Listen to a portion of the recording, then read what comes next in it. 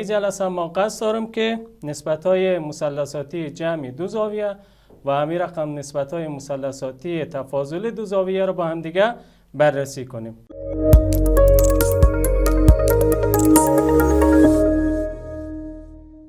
برای که بخوایم نتیجه بگیریم که چطور میشه که مجموع دو زاویه یا تفاضل دو زاویه را نسبت‌های مثلثاتیش محاسبه کنیم و یک فرمول واحد برسیم، لازمه ای است که یک آشنایی مختصری از هندسه داشته باشیم و از طریق هندسه روابط اثبات کنیم. خب برای مثال شما در اینجا این مثلث در نظر بگیرید یا این شکل در نظر بگیرید. اساس کار بحث امروز از ما این شکل است. خب اگر در این شکل شما سعی کنید، ما دو دانه زاویه در اینجا داریم. یک زاویه داریم x o z و همین رقم یک زاویه داریم z o t. زاویه x o z برابر آلفا قرار دادیم و زاویه z o t را برابر با بتا قرار دادیم و مجموع از این دو زاویه را هم آلفا جمع بتا قرار دادیم. خب امروز قصد داریم که نسبت جمع از این دو یعنی آلفای به اضافه بتا را یک زاویه واحد در نظر بگیریم و بر اساس نسبت‌های مثلثاتی زاویه آلفا و زاویه بتا این نسبت مثلثاتی را برای جمع از این دو حساب کنیم. برای کار شروع کنیم، در ابتدا روی یک قطع خط OT یک قطع خط OB را ما جدا میکنیم به اندازه واحد، یعنی اندازه از O تا B برابر است با 1. این را به عنوان اساس کار قرار میدیم. اندازه از این پارخط 1 جدا میکنیم. کار دومی که ما انجام میدیم، از نقطه P عمود BA را بر OZ رسم میکنیم، یعنی از نقطه B که همون نقطه که ما برابر با 1 جدا کردیم یک عمود BA رسم میکنیم. خب بر خط OZ. خب این اساس کار دوم، مرحله دوم. بعد از او چه کار میکنیم؟ دوباره از نقطه A عمود میکنیم بر قطع خط OX، یعنی عمود AH رسم میکنیم. خب تا اینجا فقط ما یک شکل رسم کردیم. حالا بیاییم بر اساس این شکلی که داریم نشته کنیم. برای مثال ما میخوایم برای زاویه بتا که در اینجا نشانی شده قصد دارم ساین از او را حساب کنم. خب اگه شما در نظر بگیرید از اینجا تا اینجا یک مثلث قائم الزاویه است. چرا؟ چون ما عمود کردیم. خب اگه ساین از او را نشته کنیم، نشته میکنیم ضلع مقابل که برابر است با قطع خط BA یا AB تقسیم بر وتر. وتر این چی است؟ OB. نشته میکنیم OB. خب یه رو گفتیم میشه ساده کرد. چرا گفتیم قطع خط OB ما به اندازه واحد جدا کرده بودیم، پس قیمتش هم میمانیم 1. پس ساده میشه ساین بتا برابر میشه با AB. خب یعنی قطع خط AB. و همین رقم برای بتا کوساین از او را حساب میکنیم که کوساین میشد ضلع مجاور به وتر. ضلع مجاور از این برابر است با OA. خب تقسیم بر OB. OA تقسیم بر OB. خب باز هم OB قیمتش اینجا 1 است که برابر میشه این نتیجه کوساین بتا برابر میشه OA. قطع خط OA، اندازه OA. خب حالا همین رقم بیاییم برای آلفا نشته کنیم. خب زاویه آلفا رو در نظر بگیرین. باز این مثلث قائم الزاویه رو در نظر بگیرین، یعنی OAH. در این مثلث قائم الزاویه ساین آلفا را ما نشته کنیم، نشته میکنیم ضلع مقابل که میشه AH یا HA تقسیم بر OA. خب تا اینجا اگه خاطرتون باشه ما اینجا آمدیم OA حساب کردیم در این رابطه قبلی. OA برابر شد با کوساین بتا. پس کافیه در جای OA من کوساین بتا رو نشته کنم. اینجا اگه من رابطه ساده از من که نتیجه میشه ساین آلفا برابر میشه HA تقسیم بر کوساین بتا. خب من یک طرف این وسط این ساده میکنم. پس پاره خط HA یا قطع خط HA اندازش میشه ساین آلفا ضرب کوساین بتا. این یک نتیجه.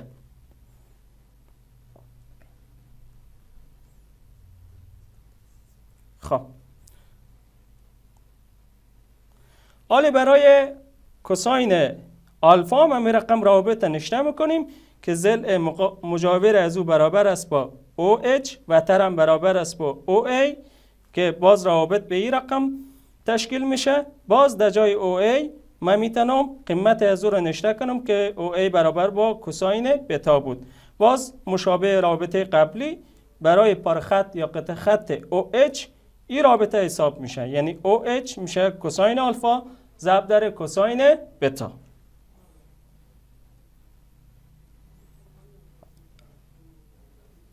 این رابطه دوم ماست. یا رابطه را با هم دیگه در اینجا در نظر بگیریم. خب کار بعدی که ما انجام میدیم از نقطه A، یعنی در این نقطه از نقطه A عمود AM بر پارخط یا خط BK رسم میکنیم. اگر این کار را شما انجام بدین یک مستطیل اینجا حاصل میشه. اون مستطیل برابر است با MAHK. این مستطیلی که ما در اینجا داریم که از لای روبروی از این با هم دیگه برابر است، یعنی MA برابر با KH و همین رقم AH برابر است با MK. خب اگر شما اینجا در نظر بگیرین زاویه MBA، یعنی این زاویه MBA این مساوی با همون زاویه آلفا است. چرا؟ چون ازلای از او بر ازلای زاویه آلفا عمود است. این را ما از هندسه داشتیم، اگر دو زاویه ازلایش با هم دیگه عمود باشه او دو زاویه برابر است. پس ما میتونیم این قیمت زاویه MBA برابر با زاویه آلفا بگیریم. خب حالا در مثلث BMA، در این مثلث خرد BMA برای این زاویه آلفا که اینجا قیمتش برابر است با آلفا زاویه MBA ما کوساینش نشته کنیم. خب کوساین میشه ضلع مجاور BM تقسیم بر وتر BA تا اینجا. از رابطه قبلی ما اندازه قطع خط AB را برابر با ساین بتا حساب کردیم. خب همین رقم ما قیمت گذاری کنیم، یک طرف این واسطه این ساده انجام بدیم. قطع خط MB برابر میشه با کوساین آلفا ضرب ساین بتا. خب این رابطه سوم. خب ما اینجا آمدیم برای کوساین MBA این رابطه را حساب کردیم و از اون نتیجه گرفتیم که رابطه ای که حاصل میشه برابر میشه با این رابطه. یعنی ما آمدیم برای پارخط MB این فرموله حساب کردیم و همین رقم برای این زاویه MBA ما ساین آلفا را اگه نشته کنیم با استفاده از همون روابط قبلی برای پارخط KH این رابطه حساب میشه. خب KH برابر میشه با ساین آلفا ضرب در ساین بتا. خب با در نظر گرفتن این روابط بیم این جمع دو تا زاویه را نسبت های مثلثاتیش حساب کنیم. خب جمع آردو زاویه از ما که میشه آلفا جمع بتا برابر میشه با این زاویه کلی از ما که در اینجا ما برایتون نشان دادم این زاویه میشه. برای این زاویه ما یک کار میکنیم، از نقطه B عمود رسم میکنیم بر OX. در K اینجا قطع میکنه. در K که قطع شد این میشه یک مثلث قائم الزاویه. برای از این اگه ما ساین نشته کنیم برای زاویه کلی، ساین میشه ضلع مقابل به وتر و همین رقم اگه کوساین از رو نشته کنیم میشه ضلع مجاور به وتر که روابط برای ما حساب میشه. خب قیمت OB برابر با 1 بود، OB بازم اینجا برابر با 1 بود.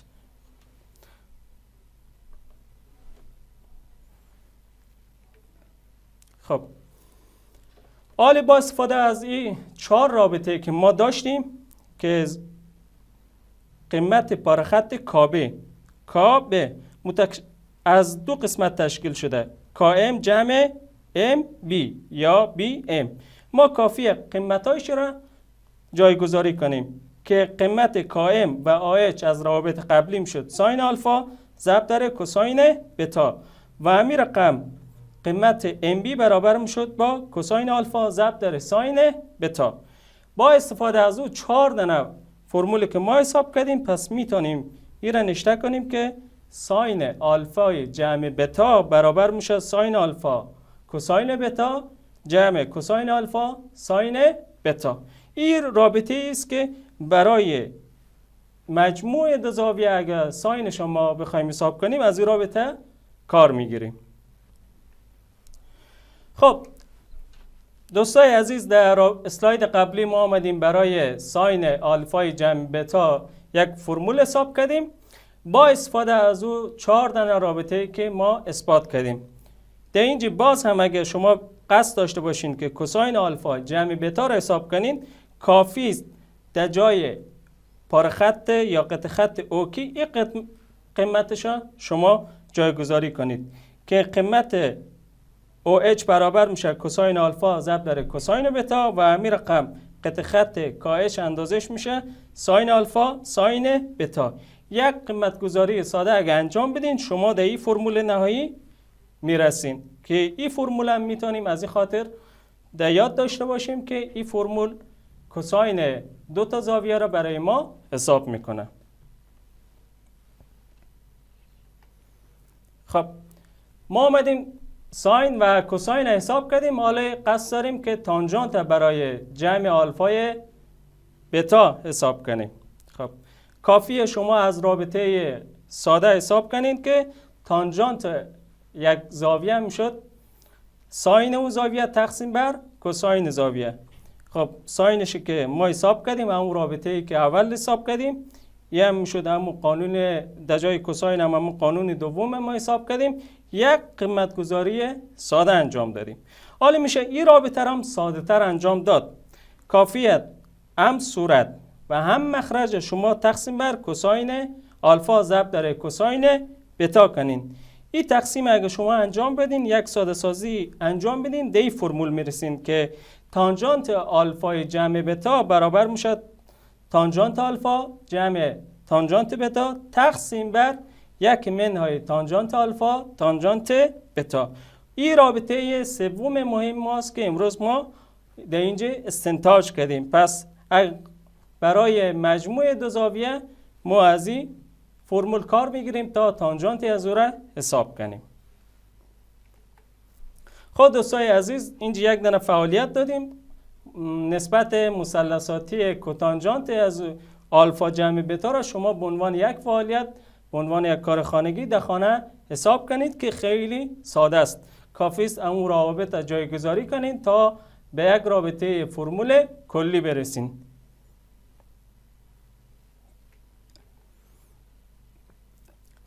خب اگر باز به اینجا یک دانه سوال حل کنیم تا با درس یک تسلط نسبی خوب پیدا کنیم. خب برای شما یک مثال اینجا آوردیم، گفتیم که ساین 7 پای تقسیم بر 12 و همین رقم کوساین 120 درجه را حساب کنیم. خب بریم کار را شروع کنیم با ساین 7 پای بر 12.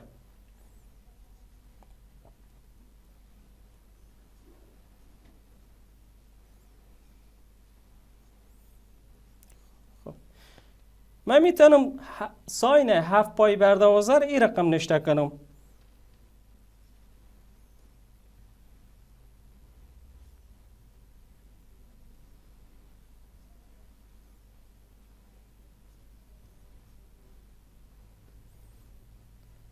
میتونم نشته کنم 7 پای بر 12 را بنویسم پای بر 3 جمع پای بر 4 که مجموع از این میشه 7 پای بر 12. با یک قیمت گذاری ساده شما میتونید از فرمولایی که حساب کردیم این رابطه داشته باشین که یه همو آلفای ماست یه همو بتای ماست. خب اینجا همون فرموله کار میگیریم که ساین آلفا جمع بتا. خب فرموله نشته میکنیم، میشه ساین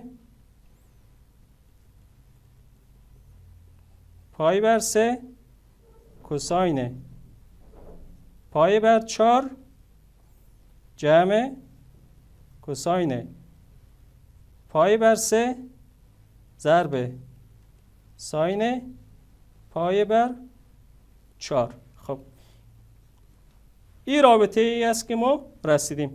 کافی است قیمت های ساین کوساین برای این 4 زاویه را قیمت گذاری کنیم که ساین پای بر 3 میشه جذر 3 بر 2 ضرب کوساین پای بر 4 هم که میشه جذر 2 بر 2 جمع در اینجا کوساین پای بر 3 هم میشه 1 بر 2 ضرب ساین پای بر 4 هم میشه جذر 2 بر 2. این رابطه که شما ساده کنین در این فرمول میرسین که میشه جذر 6 جمع جذر 2 تقسیم بر 4 که ما تانستیم ساین 7 پای بر 12 را حساب کنیم.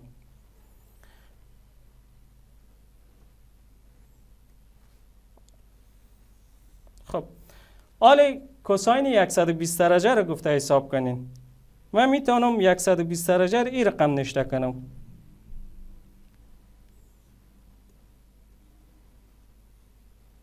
کوساین 120 درجه میشه کوساین 90 درجه جمع 30 درجه که باز در اینجا 90 همون آلفا است 30 درجه همون بتا است. پس کوساین آلفای جمع بتا که از اون فرمول از اون ما اگه حساب کنیم میشه کوساین 90 درجه ضرب در کوساین 30 درجه منهای ساین 90 درجه ساین 30 درجه. خب در رابطه بالا قیمتایش میمانیم میشه 0 ضرب جذر 3 بر 2 منهای 1 ضرب 1 بر 2 نتیجه میشه منفی 1 بر 2. خب اینجا بس ما اومدیم کوساین بتا را برای آلفای آمدیم کوساین 120 درجه را با استفاده از این فرمولا حساب کردیم.